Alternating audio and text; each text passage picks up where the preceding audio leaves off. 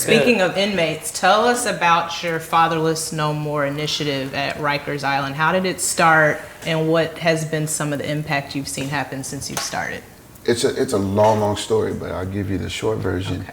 I was in Nashville, of all places, and I was preparing to go to the airport, and I pray this prayer on a regular basis, and it's, Father, would you show me the secrets of your heart?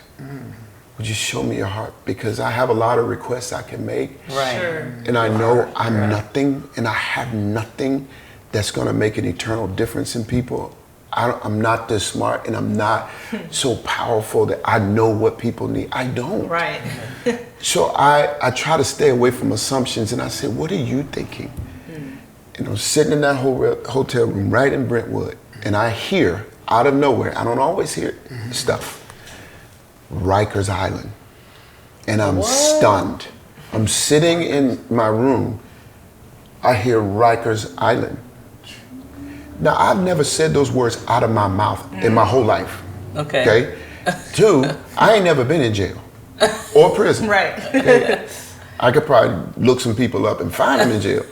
Yeah. But the other thing is, I thought the place was closed because there's so much controversy. So, I stopped and I Googled Rikers Island, and I started reading this article about how it was one of the worst jails in the world. It's hell on earth. It's like going into a graveyard digging up dead bodies. Oh my goodness. So this was the place. Now I get back to prayer like, what this got to do with me? Right. Come again. I'm really like wondering what this got to do with me. Right. Rikers Island. And he gives me a paragraph.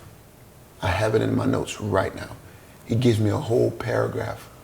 And one of the main themes is, I'm going to move in this dark place in the lives of those no one has answers for.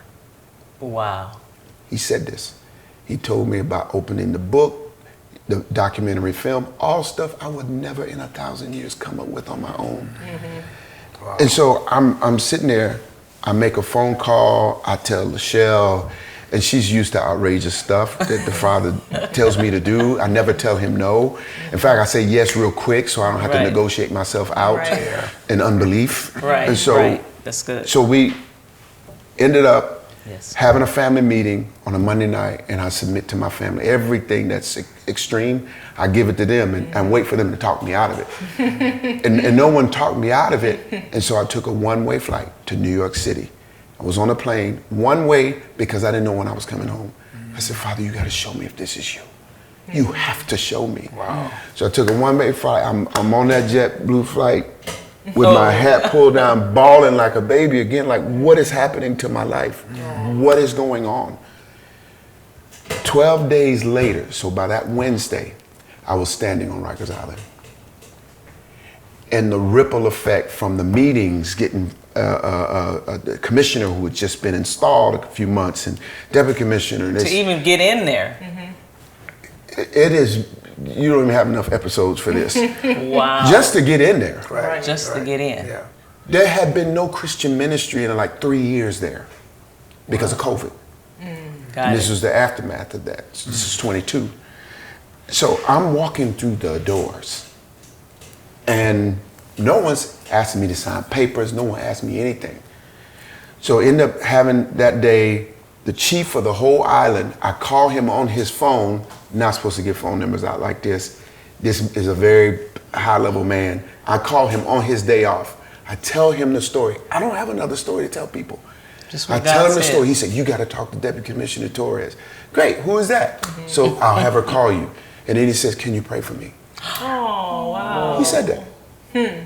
So I was like, okay, so maybe they're not thinking I'm strange. Right. Talked 5 days later, talked to Deputy Commissioner Torres. She said, oh my God. She had just talked to Assistant Commissioner about So fatherlessness. it was all set up. She said, when can you come back? Well, I did a meeting on Zoom, and then Wow. when can you come back? I came back a week later, and they set up a whole tour around the jail, did that, felt the presence of the Father's love as much as I felt in any church in America. Wow. And Rikers It Island. was like angels had hosted us. Wow.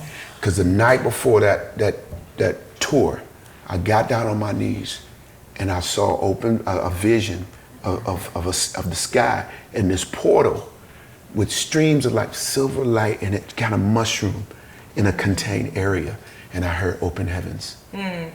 So I go in there the next day and I'm walking, and it's like unreal. Preach the gospel. They opened the door for me to preach everywhere. Wow. And these are Department of Correction people. So by the time we left, they handed me the keys to Rikers Island and said, "What do you want to do?" Wow. Keys to the island. Oh my What you want to God. do? I gotta go back and reorient my whole life. Now, yeah. I have a life. Right. You You got a busy life. very busy So life. with my wife, my leaders, it took some months. From March to June, I reoriented my life. I had 2 instructional designers. We built curriculum. Like, it was a lot. I asked them if I could live on the island. And they said yes. trailer. There was no one telling me no. I'm like, ain't nobody gonna tell me. Right. They Son, were just you saying off yes, the left and chart. right, whatever you want. Go back to wherever you came from. They kept saying, yeah. The place was on fire. Oh my With the goodness. stabbings and assaults on officers, bloodbaths all over the place. I mean, it was crazy. So June 13th, my goodness. I land on Rikers Island, me and Armand, in an RV. And I lived there for 5 months. Off and on, I would go back and forth. Lived on Rikers Island for 5 months that first year.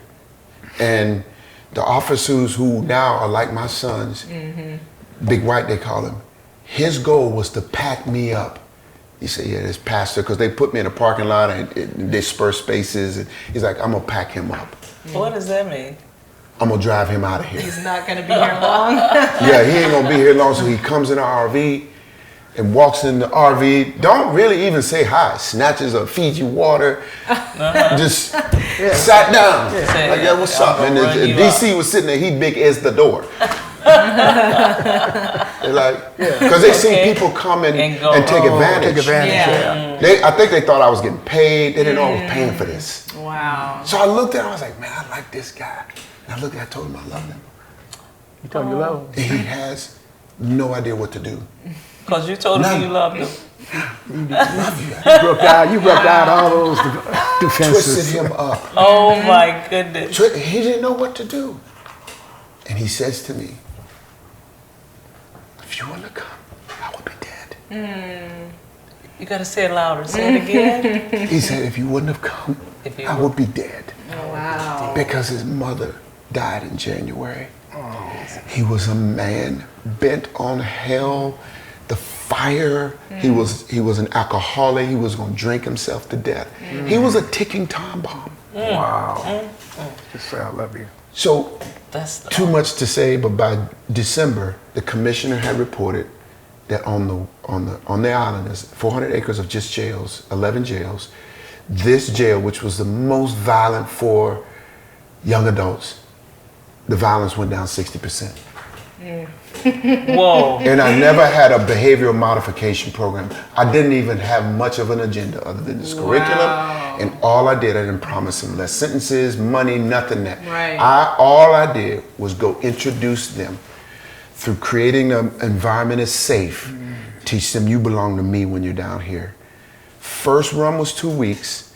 And at the end of 2 weeks, when we walked in there that first day, who are you? And when you leaving? So 2 weeks, the day before my last day, I washed all of their feet.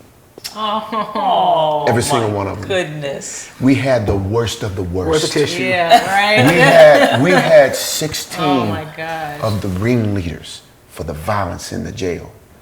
Wow. And they were opposing gang members. They should have never been in that room. It was opposing members. Wow. There was weapons. I found out there was weapons in that room. It could have been World War III like that. Wow. But you know what? When I asked the Father, what's the secret of your heart? He said this. Yeah. And what he did was show me, when you find out what's in my heart, I'll change the human heart. They became brothers and I baptized 11 of them. That's amazing. No, you did? Oh, wow.